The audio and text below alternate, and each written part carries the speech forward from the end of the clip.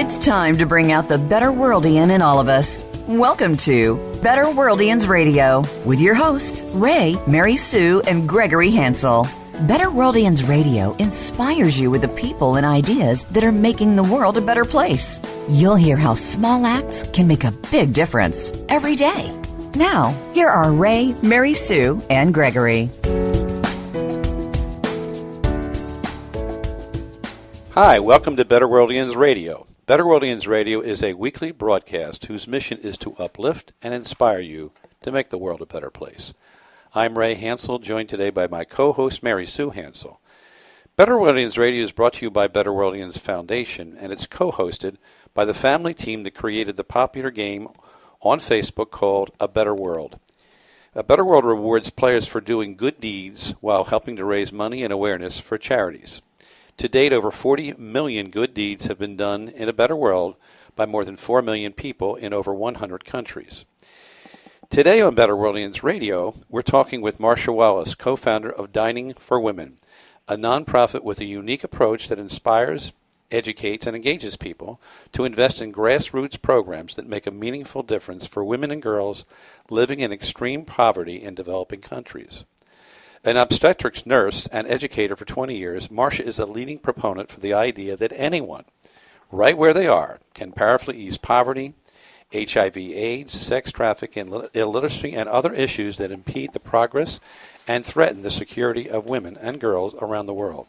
In 2014, Marsha was named an Everyday Freedom Hero by the National Underground Railroad Freedom Center. Hi, Marsha. Hi, Marsha. Hi. Thanks for joining us today on BetterWorldians Radio. It's my pleasure. Yeah, now can you tell our listeners how you came up with this fabulous idea for Dining for Women? Well, it was in 2002. I read an article in Real Simple magazine about a group of social workers who would get together and just to stay connected, and they would have a potluck dinner. And each person would donate what they would have spent if they had eaten in a restaurant, and then they would take that collective amount and give to an underprivileged family in their community, which made perfect sense for them since they were social workers. Mm-hmm. And I remember thinking what a great idea that was, and then I promptly forgot about it. And you know how we file things away in our mental filing cabinets? And months later, I was meditating one morning, and I had this bolt of lightning experience where it just hit me that I wanted to have a potluck dinner to raise money for women and children in developing countries for my upcoming 43rd birthday. And so I had a birthday party / potluck / fundraiser, and we raised about $750 that night. And I couldn't sleep. I was so excited and energized. We had such a great time that we decided to start meeting once a month and make it a regular practice. And eventually, we created the nonprofit status and all of that, but it really started with a birthday party and that lightning bolt experience that was so profound. And what a bolt of lightning that was. Yes, you get these great ideas from meditation. I've gotten some similar ones too. Nothing this great, but this is fabulous. Now, how did the idea grow from there? Well, we started meeting every month, and then I realized the leverage that we could have if we could have other groups in other places raising money also. But for 3 years, nothing happened until we were included in a national study on giving circles. Technically, Dining for Women is a giving circle. In fact, we're the largest giving circle in the world. And when the study was published in 2005 by New Ventures in Philanthropy, they pulled out a few organizations and giving circles to highlight in greater detail, and we were one of those. And as a result of that, journalists wanted to write about giving circles as a trend in philanthropy, and so we started getting unsolicited media attention from the New York Times and Good Morning America, and it was very remarkable, actually. And then we just took off, and our very first chapter, we call them groups, that met outside of South Carolina was in New Lisbon, Wisconsin, in January of 2006. And now we have over 400 chapters all across the country. Wow. Are there any chapters internationally? We do have some chapters internationally. We've, as we've grown, we've put a hold on those for liability and risk reasons, but the ones that were already meeting, we've grandfathered in. Oh, great. And how many countries do you help? We have donated to projects in over 50 countries all around the world. Now, can you tell our listeners about some of these organizations and how you support them and how you choose them? Sure. We focus, our mission is exclusively focused on U.S.-based nonprofit organizations that have projects around the world exclusively for women and girls. And we focus on funding projects in areas of healthcare, education, economic development, food security, sex trafficking, environmental sustainability, all the different issues that are significant challenges and impact the lives of women and girls. So, for example, one organization that we have funded multiple times is called One Heart Worldwide, and they do training of birthing attendants and skilled birthing attendants in Nepal, and in the areas where they've worked, maternal and infant mortality has decreased over 80%. So it's an amazingly effective organization. Another one called Starfish is an organization that supports indigenous Mayan girls with educational support and peer support and training in Guatemala. And they're having remarkable results in getting girls to be able to go to school and stay in school, and now they're looking at the first generation of girls that they're going to help get a university education, which will completely transform the culture for women in Guatemala. Another example is an organization called BOMA, B-O-M-A, and they work with helping women in northern Kenya, which is a desolate area, people who at one time were nomadic, but because of famine and drought are less, move around less than they used to. And BOMA helps women create groups of 5, and together they create businesses that promote economic self-sufficiency so these women can support their children and pay for health care and education and lift themselves up out of extreme poverty. They're doing amazing work. Sounds like it. Those are examples of 3. Now, what are some of the values, Marsha, that Dining for Women is based on today? Well, we value collaboration. We collaborate. We see ourselves as collaborating with the organizations that we support. Education is huge. Education is included in every single program that we offer. All of our chapter meetings have an educational component, and we provide all of those materials about the organization, about the project we're funding, about the country that they're in.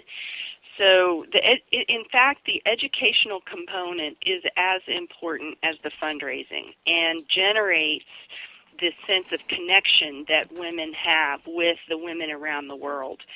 And that leads to inspiration, because when you feel like you can make an active difference and you can see that difference, then that is incredibly inspiring. And so the inspiration leads to transformation. We're transforming the lives of women and girls around the world, but we ourselves are transformed in that process. So it's this never-ending circle that feeds upon itself and is really, really profound, from something as simple as a potluck dinner. We'll talk more with Marsha about dining for women in a moment, but right now I'd like to take a brief break and tell our listeners a bit about our game on Facebook called A Better World. A Better World encourages habits of goodness, positive mindsets, and giving to social causes to make a positive difference in the world. Players actually do things like express gratitude, share acts of kindness, send get-well notes to real-world sick children, and many, many more. Each month we partner with a different charity and challenge our players to do a certain number of good deeds within the game. When they do, we release funds to our Charity Partner of the Month. We're excited to announce that Dining for Women is our Charity Partner of the Month for November. When our players reach our Do Good goal, we'll release funds for grassroots projects in developing countries to empower women and girls and promote gender equality. You can find out more at abetterworld.com. Now let's get back to our conversation with Marsha Wallace, founder of Dining for Women, and my co-host, Mary Sue Hansel. Marsha, I'm just so interested in about how all these donations work. I thought I've read that the average donation is $35, yet you're giving hundreds of thousands of dollars a year to these grantees. Tell us more about that. Well, if you think of, yes, our average donation is $35, with the idea being that people donate what they would have spent in a restaurant. And the power of the model, of the collective giving model, is that we're pooling these individual donations. And so when we have over 400 chapters that meet, and all of these individual groups of women are learning about and donating to the same project, the collective amount of money that we can raise is truly inspirational and impactful.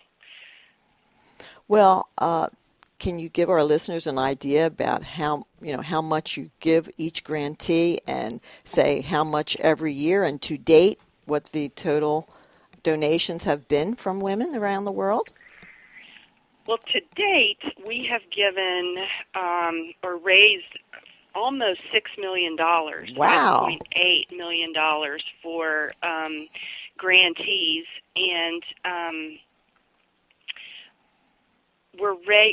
our average grant is between $35,000 and $50,000 per month, and that is what we call the featured program. So I'll just give you an example of how a chapter works. Okay.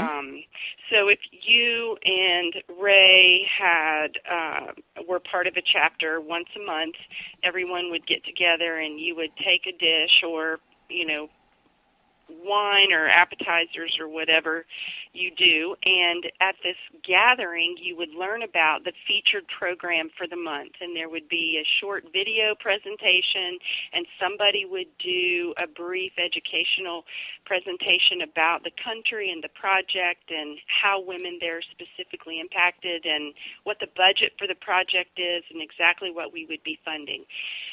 And then if you imagine that same scenario in over 400 chapters around the country, that's thousands of donations that we are receiving that collectively make up the grants that we give. So in addition to the featured grant every month, there's another smaller grant that we give to an organization. It's called a sustained grant that we give to organizations we've funded in the past. And collectively, those two grants total around $70,000 a month on average. So the amount of good that we can do from a simple potluck dinner is truly exciting. And we call it democratizing philanthropy. In other words, we take donations as little as $5 or as much as $150, with $35 being the average. Jeez, how can our listeners help support Dining for Women? Well, our website, diningforwomen.org, has a place where you could express an interest about finding out about a chapter near you, or you could start a chapter with your own friends.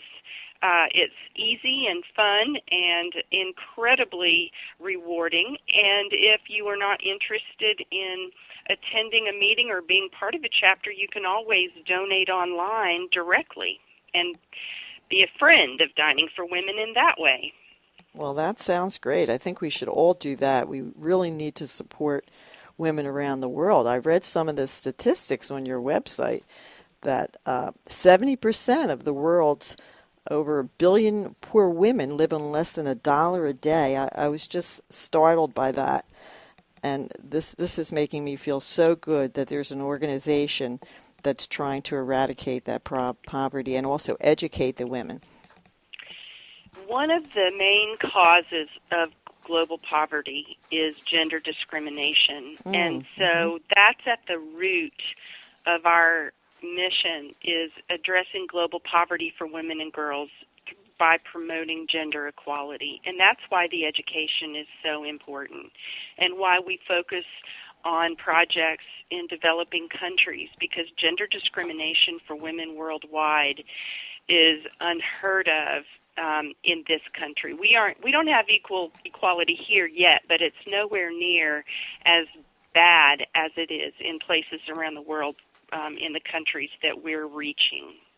Do you have a favorite story that you can tell us how this has impacted certain lives around the world? Oh, I do. In 2010, Dining for Women had a trip to Kenya, and we learned about an organization called Maasai Girls Education Fund, and met one of the students that got a scholarship from this organization. Her name was Caroline. And Caroline was not able to attend school, being a girl. Her brothers got to go to school, but she didn't. Okay. And she would follow them to school and sit outside the school window and try and learn what she could. Finally, she convinced her dad to send her, and she rose to the top of her class immediately. And when it came time for secondary school, there was no funding available for her, and so Maasai Girls Education Fund stepped in, and Caroline became the first girl in her village to graduate from high school. Imagine that, all the little girls in this village never seeing another girl graduate from high school. So she became a role model, and then delayed marriage.